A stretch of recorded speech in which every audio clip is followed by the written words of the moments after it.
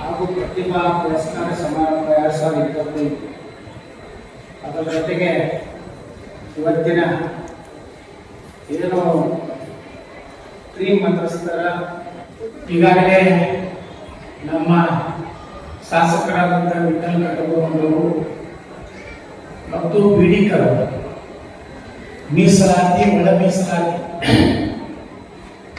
ಈ ಒಳ ಮೀಸಲಾತಿಯಿಂದ ನಮ್ಮ ಸಮಾಜಕ್ಕೆ ಎಷ್ಟು ಅನ್ಯಾಯ ಆಗ್ತಾ ಇದೆ, ಹೆಂಗಾಗ್ತದಂದ್ರೆ ದೊಡ್ಡ ಮೀನ ಸಣ್ಣ ಮೀನ ಆಗ್ತಿರ್ತಾವ. ಹಂಗ ಸಣ್ಣ ಸಮುದಾಯಗಳ ಕೂಗು ಕೇಳೋರು ಯಾರೂ ಇಲ್ಲ ಅಂತ ಇವತ್ತು ನಮ್ಮ MLA ಆಗ್ಬೇಕಾದ್ರೆ ಎಷ್ಟು ಕಷ್ಟ, ಎಷ್ಟು ಮಂದಿ ಅಡ್ಡ ಹಾಕಿ ಇದು ಮಾಡಿ ಒಮ್ಮೆ ಅವರು ಕೊನೆಗೆ ಬಂದು ಕಾಂಗ್ರೆಸ್ಗೆ ಹೋಗಿ MLA ಆಗ್ತಾರೆ. ಅಂತರ ಈ ದೊಡ್ಡ ಮೀನುಗಳೇನು ಅದಾವಲ್ಲ, ಈ ಸಣ್ಣ ಮೀನುಗಳಿಗೆ ಬೆಳೆಯಕ್ಕೆ ಬಿಡುವುದಿಲ್ಲ.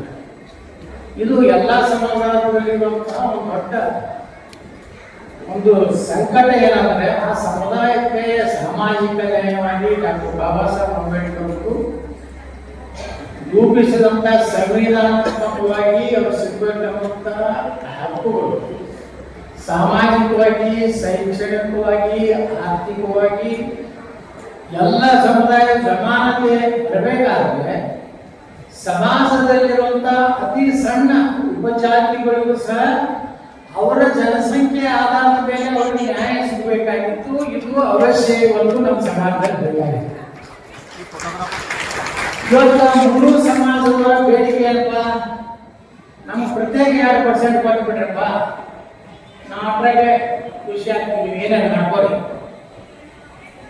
ನೀವು ಹೋಲ್ಸೇಲ್ ಒಂದು ಲೆಫ್ಟ್ ರೈಟ್ ಅಂತ ಕೊಟ್ಟು ಬಿಟ್ರೆ ನಮಗೆ ಸಿಗುದಿಲ್ಲ. ಮಾತ್ರ ದೊಡ್ಡವರೇ ತಗೋತಾರ. MLA ಬಿಟ್ಟು ಆಗಬೇಕು, ಜನಪ್ರಿಯೂ ಆಗಬೇಕು, ತಾಲೂಕ್ ಪಂಚಾಯತ್ನೂ ಆಗ್ಬೇಕು, KPS ಮೆಂಬರ್ನೂ ಆಗಬೇಕು, ಎಲ್ಲ ಆದ್ಮೇಲೆ ಅದೇನ್ ಮಾಡ್ತಾರ, ಆಗಾಮ ಬಲ್ಲಿನೂ ಸಹ ಎಡ ಸಮಾಜ ಇದಲ್ಪ ಲೆಫ್ಟ್ದಾಗ ಅಲ್ಲಿನೂ ಕಾಲ ಮಾಡಿಬಿಟ್ಟು ಅವ್ರು 100% ಅವ್ರಿಗೆ ಏನ್ರಿ ನಿಮ್ಮಲ್ಲಿ ಯಾರು ಇಲ್ಲ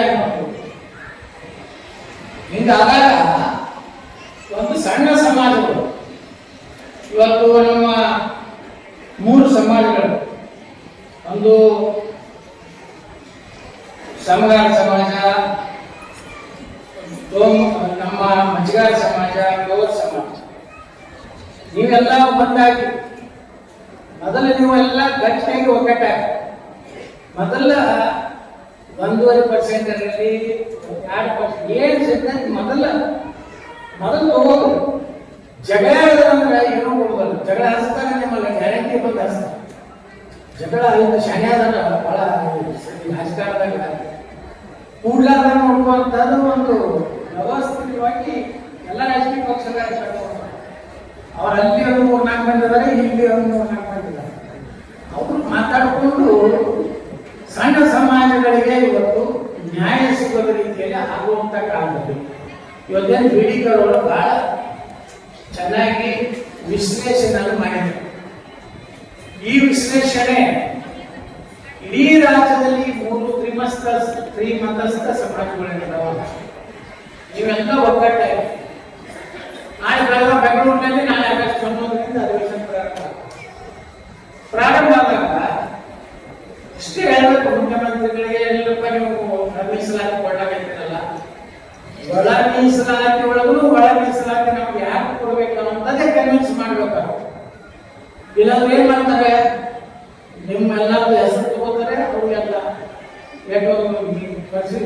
ಮೀಸಲಾತಿ ಕ್ಷೇತ್ರ ಕರ್ನಾಟಕದ ವಿಧಾನಸಭೆಗೆ 35 34 ಒಂದು 3-4 ಕಡೆ ಕೊಡ್ಬೇಕಲ್ಲ. ಈಗ ಇವರು ಕರ್ಕೊಂಡವರು ನಮ್ಮ ಬಸವರಾಜ ಮಂದಿರವರು ಈ ಬ್ರದರ್ ಕರ್ನಾಟಕದಲ್ಲಿ ಅದು ಧೈರ್ಯ ಮಾಡೋದಿಲ್ಲ. ಕರ್ಕೊಂಡು ಧೈರ್ಯ ಮಾಡಿ ಸಮಾಜ ಕೂಡಿಸಿ ಅದು ಸ್ಟೇಜ್ ಮೇಲೆ ಕೊಟ್ಟಿರ್ತಾರೆ. ಒಬ್ಬೊಬ್ಬರು ಸ್ಟೇಜ್ ಮೇಲೆ ಕೊಡೋಕೆ ಕಳಿಸ್ತಾರೆ.